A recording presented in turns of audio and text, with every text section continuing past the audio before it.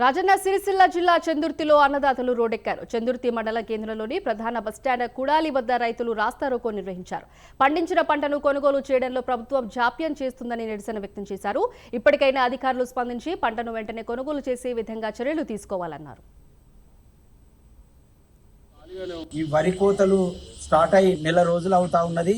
మరి ఏవైతే వడ్లు వరి ధాన్యాన్ని మరి ఆరబెట్టి దాదాపుగా మ్యాచర్ కూడా వచ్చి ఉన్నాయి. దాదాపుగా ఒక 50% వరకు మ్యాచర్ వచ్చి ఉన్నాయి. మరి కొనుగోళ్లు ఏవైతున్నాయో ఇక్కడ నత్తనడకన నడుస్తూ ఉన్నాయి.